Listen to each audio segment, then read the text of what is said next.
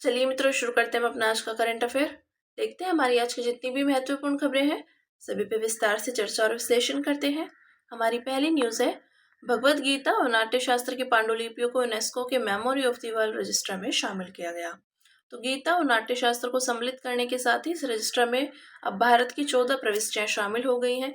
भारत के ऋग्वेद, किलकित पांडुलिपि, अभिनव गुप्त पांडुलिपियां, मैत्रेय वराकरण आदि को भी रजिस्टर में शामिल किया गया है। तो वर्ष 1948 में पेरिस में संयुक्त राष्ट्र महासभा द्वारा घोषित मानवाधिकारों पर सार्वभौमिक घोषणा भी रजिस्टर में शामिल की गई नई प्रविष्टियों में से एक है। भगवत गीता और नाट्य शास्त्र के विषय में देखते हैं। तो भगवत गीता, जिसे अक्सर गीता के नाम से जाना जाता है, 700 श्लोकों वाला एक धर्म ग्रंथ है। यह महाकाव्य महाभारत, विशेष रूप से भीष्म पर्व अध्याय 23 से 40 का एक हिस्सा है। इसे कुरुक्षेत्र के युद्ध क्षेत्र में भगवान श्री कृष्ण और अर्जुन के बीच संवाद के रूप में संकलित किया गया है। इसे दूसरी या पहली शताब्दी ईसा पूर्व में रचित माना जाता है। भगवत गीता में 18 अध्याय एवं 700 श्लोक हैं। प्रासंगिकता, तो इसे सार्थक और उद्देश्यपूर्ण जीवन जीने के लिए एक मार्गदर्शक माना जाता है। नाट्यशास्त्र, तो नाट्यशास्त्र जो है वो नाट्य वेद का सार माना जाता है। नाट्यशास्त्र निष्पादन कलाओं की एक मौखिक परंपरा है जिसे 36,000 छंद शामिल हैं। इसमें गंधर्व वेद के नाम से भी जाना जाता है। यह नाटक, निष्पादन, अभिनय, सौंदर्य, भावना, रस, भावना, भाव और संगीत से संबंधित है। ऐसा माना जाता है कि इसे भरत मुनि ने संस्कृत में दूसरी शताब्दी ईसा पूर्व के आसपास संहिताबद्ध किया था। इसने भारतीय काव्य शास्त्र, रंगमंच, नृत्य और सौंदर्य शास्त्र की नींव रखी थी। ठीक है, देखते हैं यूनेस्को का memory of the world program. तो यूनेस्को ने इसे 1992 में शुरू किया था। इसका उद्देश्य विश्व की मूल्यवान दस्तावेजी विरासत को संरक्षित करना और उसे सार्वभौमिक रूप से सुलभ बनाना है। यह मानव सभ्यता को प्रभावित करने वाली दस्तावेजी विरासत को मान्यता देता है। इसका उद्देश्य ऐतिहासिक ग्रंथों, पांडुलिपियों और अभिलेखागार को संरक्षित करना तथा उन तक पहुंच को बढ़ावा देना है। फिर नेक्स्ट है, उपराष्ट्रपति ने कहा कि न्यायपालिका सुपर संसद के रूप में कार्य नहीं कर सकती। तो उपराष्ट्रपति ने न्यायपालिका की आलोचना करते हुए कहा कि वे अपनी संवैधानिक सीमाओं का अतिक्रमण कर रही है तथा एक सुपर संसद के रूप में कार्य करने का प्रयास कर रही है। उपराष्ट्रपति ने सुप्रीम कोर्ट के हालिया फैसले की आलोचना की है। सुप्रीम कोर्ट ने राज्य के राज्यपालों द्वारा भेजे गए विधेयकों पर निर्णय लेने के लिए राष्ट्रपति हेतु 3 महीने की समय सीमा निर्धारित की थी और संविधान के अनुच्छेद 142 का प्रयोग करते हुए 10 लंबित विधेयकों को स्वीकृत प्राप्त मान लिया था। उन्होंने अनुच्छेद 142 की भी आलोचना करते हुए कहा कि यह एक ऐसी परमाणु मिसाइल बन गई है जो लोकतांत्रिक शक्तियों के खिलाफ न्यायपालिका के पास 24 घंटे मौजूद रहती है। अनुच्छेद 142 सुप्रीम कोर्ट को उसके समक्ष लंबित किसी भी हित या मामले में पूर्ण न्याय करने के लिए आवश्यक कोई भी डिग्री पारित करने या कोई भी आदेश देने में सक्षम बनाता है। ये मूल रूप से एक असाधारण उपाय के रूप में परिकल्पित है। इसका अर्थ है कानून में मौजूद कमियों को दूर करना और आवश्यकता पड़ने पर कानूनी प्रावधानों की उपेक्षा करके न्याय सुनिश्चित करना। उदाहरण, भवरी देवी और अन्य बनाम राजस्थान राज्य 2002 सुप्रीम कोर्ट ने विशाखा दिशा निर्देश जारी किए थे। इससे जुड़ी चिंताएं देखते हैं अनुच्छेद 142 से। तो व्यक्तिपरक व्याख्या, तो अनुच्छेद 142 के तहत पूर्ण न्याय की परिभाषा स्पष्ट नहीं है। इससे न्यायिक विवेक अधिकार एवं इस अनुच्छेद के संभावित दुरुपयोग की संभावना बनी रहती है। न्यायिक अतिक्रमण, तो यह न्यायपालिका को पारंपरिक रूप से विधायिका या कार्यपालिका के लिए आरक्षित क्षेत्रों में हस्तक्षेप करने में सक्षम बनाता है। शक्तियों के पृथक्करण के विरुद्ध यह न्यायिक सक्रियता और न्यायिक विधान के बीच की रेखा को स्पष्ट करता है। इससे शक्तियों के पृथक्करण के सिद्धांत के उल्लंघन को लेकर चिंता पैदा होती है। देखते हैं न्यायिक सक्रियता और न्यायिक अतिक्रमण। तो यह नागरिकों के अधिकारों की सुरक्षा और समाज में न्याय को बढ़ावा देने में न्यायपालिका द्वारा निभाई गई सक्रिय भूमिका को संदर्भित करता है। न्यायिक सक्रियता की अवधारणा न्यायिक समीक्षा का उपोत्पाद है। उदाहरण के लिए केशवानंद भारती बनाम केरल राज्य 1973। न्यायिक अतिक्रमण, तो यह उस स्थिति को संदर्भित करता है जहां न्यायपालिका अपनी संवैधानिक सीमाओं को पार करती है तथा कार्यपालिका एवं विधायिका के अधिकार क्षेत्र में हस्तक्षेप करती है। न्यायिक अतिक्रमण की प्राथमिक आलोचना यह है कि यह न्यायाधीश द्वारा निर्मित कानून को लागू करता है। उदाहरण के लिए सुप्रीम कोर्ट ने राष्ट्रीय न्यायिक नियुक्ति आयोग को रद्द कर दिया था। फिर नेक्स्ट है, ब्रिक्स भूमि पुनर्बहाली साझेदारी शुरू की गई। तो ब्रिक्स भूमि पुनर्बहाली साझेदारी की घोषणा ब्राजील में आयोजित 15वीं ब्रिक्स कृषि बैठक के दौरान की गई। इस बैठक में भारत ने समावेशी, न्याय संगत और संधारणीय कृषि के प्रति अपनी प्रतिबद्धता को फिर से पुष्टि की। ब्रिक्स के अन्य सदस्य देशों ने भी संधारणीय कृषि खाद्य प्रणाली यानी एग्री फूड सिस्टम के प्रति अपनी प्रतिबद्धता दोहराई। ब्रिक्स भूमि पुनर्बहाली साझेदारी के विषय में, तो यह साझेदारी भूमि निम्नीकरण, मरुस्थलीकरण और मृदा उर्वरता ह्रास की समस्या को दूर करने के लिए कार्य करेगी। यह साझेदारी पारंपरिक ज्ञान और वैज्ञानिक इनोवेशन के समन्वय के माध्यम से लघु कृषकों, आदिवासी समुदायों और स्थानीय कृषकों को लाभ प्रदान करेगी। भूमि पुनर्बहाली साझेदारी की आवश्यकता क्यों? तो पूरे विश्व में तेजी से भूमि का निम्नीकरण हो रहा है। उदाहरण के लिए खाद्य और कृषि संगठन के अनुसार भारत में लगभग 32% भूमि निम्नीकृत हो चुकी है और 25% भूमि मरुस्थल से परिवर्तित होती जा रही है। संधारणीय कृषि, तो यह कृषि प्रणाली मानव आबादी की वर्तमान आवश्यकताओं को पूरा करते हुए एक और भविष्य की पीढ़ियों की जरूरतों को ध्यान में रखते हुए पृथ्वी की संसाधन क्षमता को संरक्षित करने का प्रयास करती है। भारत द्वारा उठाए गए प्रमुख कदम, तो सरकारी योजनाएं और पहले, तो राष्ट्रीय सतत कृषि मिशन और शून्य बजट प्राकृतिक कृषि जैसी पहले शुरू की गई। जल और भूमि संसाधन प्रबंधन से जुड़ी पहले, तो इसमें प्रति बूंद अधिक फसल, जल संभर विकास कार्यक्रम इत्यादि शामिल है। गौरतलब है कि जल संभर विकास कार्यक्रम प्रधानमंत्री कृषि सिंचाई योजना का घटक है।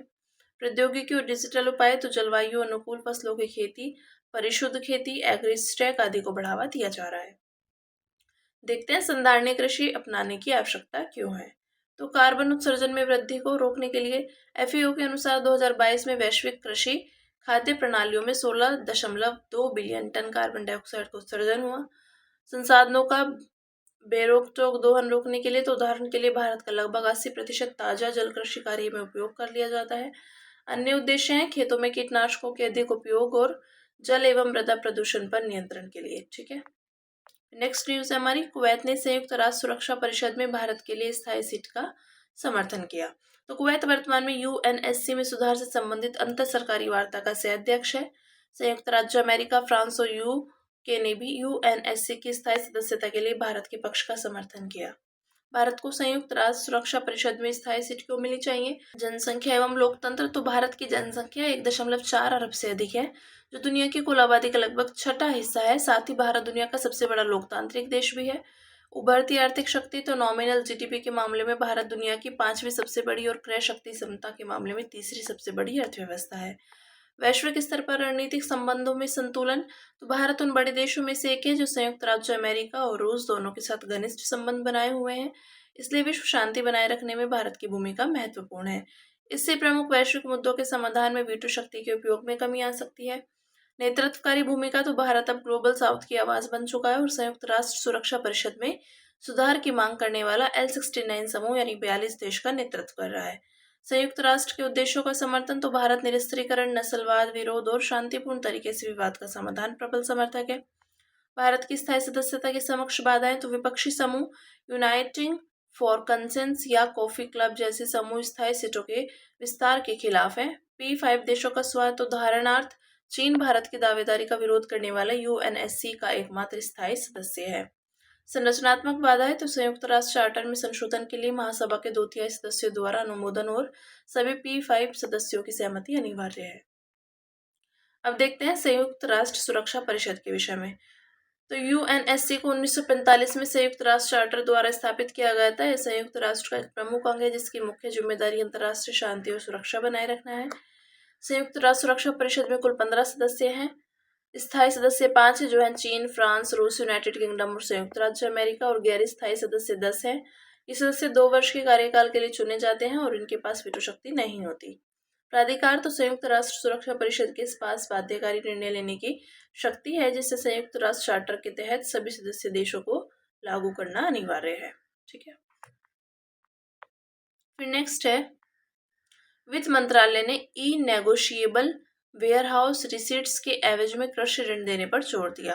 तो केंद्रीय वित्त मंत्रालय ने सार्वजनिक, निजी, क्षेत्रीय, ग्रामीण और सहकारी बैंकों से कहा है कि वे national credit guarantee trustee company और ई किसान उपज निधि पोर्टल पर पंजीकरण कराएं ताकि ENWRS के एवज में ऋण को बढ़ावा मिल सके। NCGTC ई नेगोशिएबल वेयरहाउस रिसीट्स आधारित प्लेस फाइनेंस के लिए क्रेडिट गारंटी योजना का प्रबंधन करती है। इसके तहत ऋण देने वाली पात्र संस्थाओं को ENWRS के एवज में दिए गए ऋण के प्रति गारंटी प्रदान की जाती है। ई किसान उपज निधि वस्तुतः जन समर्थन पोर्टल का हिस्सा है। किसानों को अपने ENWRS को गिरवी रखकर बैंकों से फसल की कटाई के बाद ऋण प्राप्त करने के लिए एक ऑनलाइन प्लेटफॉर्म प्रदान करता है। इसके विषय में देखते हैं तो ये पारंपरिक वेयर हाउस रसीद का डिजिटल संस्करण है जो वेयर हाउसिंग एक्ट द्वारा विनियमित होता है। 2019 में ENWRS को इलेक्ट्रॉनिक प्रारूप में जारी करना अनिवार्य कर दिया गया।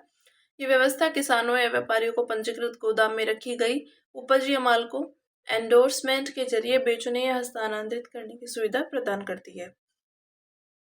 जारीकर्ता तो warehousing development and regulatory authority के साथ पंजीकृत वेयर हाउस अपने यहाँ जमा अधिसूचित वस्तुओं के लिए ENWRS जारी कर सकते हैं। वैधता या तो उत्पाद की शेल्फ लाइफ तक रहती है या फिर गोदाम से पूरा माल निकाल लिए जाने तक, इनमें से जो भी पहले पूरा हो। महत्व तो इसमें किसानों जमाकर्ताओं को बैंकों से आसानी से ऋण प्राप्त करने में सहायता मिलेगी, वस्तुओं या उपज के वैज्ञानिक भंडारण को प्रोत्साहन मिलेगा और इसके कारण किसानों को मुसीबत के समय कृषि उपज को जल्दबाजी में कम मूल्य पर बेचने से बचाया जा सकेगा। ENWRS को बाजार के बाहर भी खरीदा या बेचा जा सकता है और इन्हें कमोडिटी डेरिवेटिव एक्सचेंजों में कारोबारी सौदे को पूरा करने के लिए भी इस्तेमाल किया जा सकता है। फिर अब बात करेंगे अन्य सुर्खियों की, जिसमें पहली न्यूज है security and growth for all in the region. तो सागर मिशन के तहत भारत का INS सुनियाना पोत मोजाम्बिक के नकाला बंदरगाह पहुंचा। यह मिशन भारत के सागर विजन का हिस्सा है। सागर मिशन का मुख्य उद्देश्य भारत और अफ्रीकी देशों के बीच अंतर्राष्ट्रीय सहयोग को बढ़ावा देना है। सागर मिशन के विषय में देखते हैं तो इसका अनावरण 2015 में किया गया था। यह हिंद महासागर क्षेत्र में समुद्री सहयोग के लिए भारत का रणनीतिक विजन है। उद्देश्य हिंद महासागर क्षेत्र के सभी देशों के लिए लाभ के लिए देशों के बीच समुद्री क्षेत्र में सहयोग को मजबूत करना, क्षेत्र में स्थिरता को बढ़ावा देना तथा आर्थिक समृद्धि को प्रोत्साहित करना है। और सागर विजन के मूलभूत सिद्धांतों के आधार पर भारत के प्रधानमंत्री ने हाल ही में महासागर विजन की घोषणा की। यह महासागर से आशय है mutual and holistic advancement for security and growth across region. Next है क्रिएट इन इंडिया चैलेंज। तो create in India challenge season 1 को world audio visual and entertainment summit के तहत एक प्रमुख पहल के रूप में आरंभ किया गया था। अब यह एक वैश्विक पहल का रूप ले चुका है। इसे अगस्त 2024 में भारत सरकार के सूचना एवं प्रसारण मंत्रालय ने शुरू किया था। इसका उद्देश्य है भारत के क्रिएटर्स को सशक्त बनाना तथा उन्हें अपनी प्रतिभा प्रदर्शित करने, अपने कौशल से मुद्रा अर्जित करने और मीडिया एवं मनोरंजन उद्योग की समृद्धि में योगदान देने का अवसर देना। मुख्य फोकस है जमीनी स्तर के इनोवेशन को बढ़ावा देता है और इसके विविध उद्देश्यों व अलग अलग लोगों की भागीदारी को प्रोत्साहित करता है। यह विश्व में भारत के सॉफ्ट पावर की क्षमता को मजबूत करता है और उभरती प्रतिभाओं को अंतर्राष्ट्रीय स्तर पर मान्यता प्राप्त करने के लिए प्लेटफॉर्म प्रदान करता है।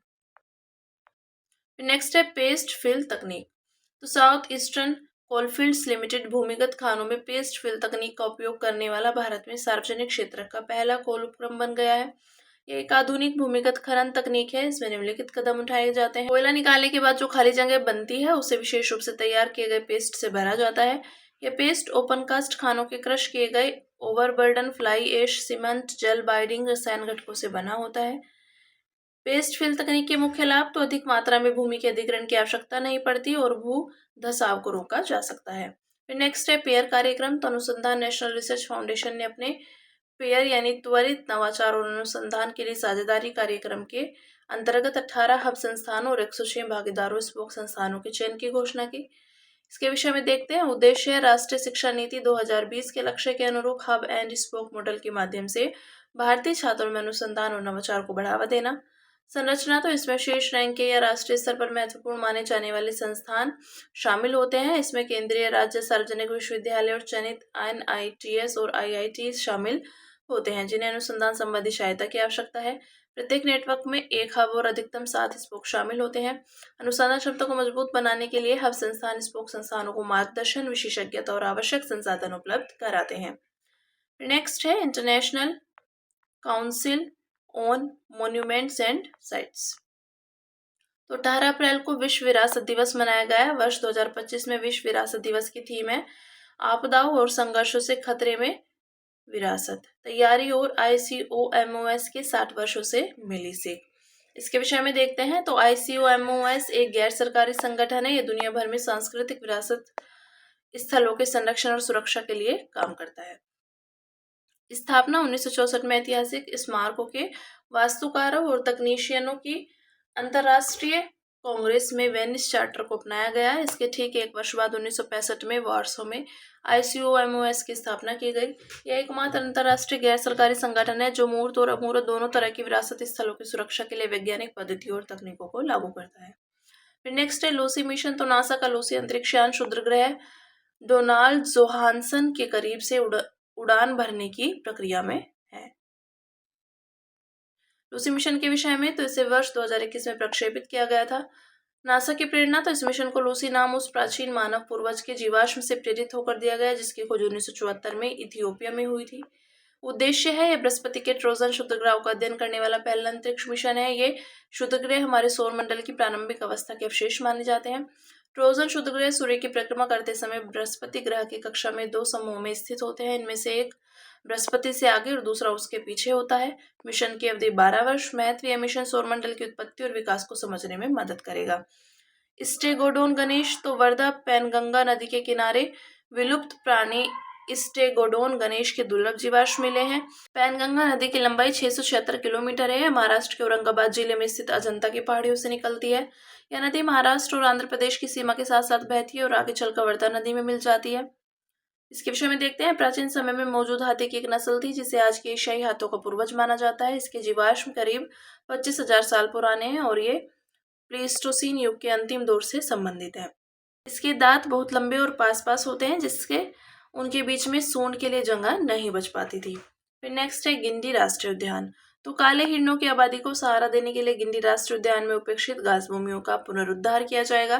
काला हिरण या भारतीय मृग भारतीय उपमहाद्वीप की स्थानिक प्रजाति है। यह IUCN रेड लिस्ट में लिस्ट कंसर्न और WPA 1972 की सूची में 1 में सूचीबद्ध है। इसके विषय में देखते हैं। तो ये चेन्नई राजभवन के पास तमिलनाडु में स्थित है। ये भारत का 8वां सबसे बड़ा छोटा राष्ट्रीय उद्यान है और यह शहर में मौजूद कुछ राष्ट्रीय उद्यानों में से एक है।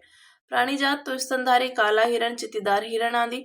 पक्षी 130 से अधिक प्रजातियां हैं जिनमें को, फ्रीजेंट, श्रीके, टेलर बर्ड आदि शामिल है।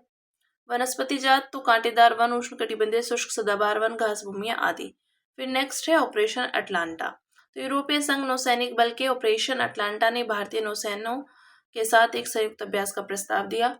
उद्देश्य है यह ऑपरेशन शांति क्षेत्र में स्थिरता और समुद्री सुरक्षा के प्रयासों का समर्थन करता है। इसके कार्यों में समुद्री डकैती यानी पायरेसी, मादक पदार्थों की तस्करी, गैर कानूनी तरीके से मछली पकड़ना जैसी गतिविधियों को रोकना है। यह ऑपरेशन पश्चिमी हिंद महासागर और लाल सागर क्षेत्र में संचालित किया जाता है। फिर अंत में बात करेंगे रास ईसा बंदरगाह की। तो संयुक्त राज्य अमेरिका ने यमन में हूती विद्रोहियों के अधिकार वाले रास ईसा बंदरगाह यानी टर्मिनल पर हवाई हमला किया।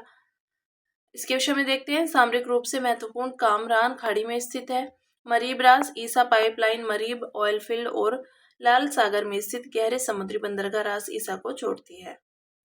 यमन के अन्य मुख्य बंदरगाह हैं अदन, अलदोई, दा, मूखा आदि। ठीक है, ये बात की हमने रास ईसा बंदरगाह की। तो हमारी आज की जितनी महत्वपूर्ण खबरें थी हमने सभी पे विस्तार से चर्चा और विश्लेषण किया। अब इसी के साथ मिलते हैं कल अपनी नई खबरों के साथ।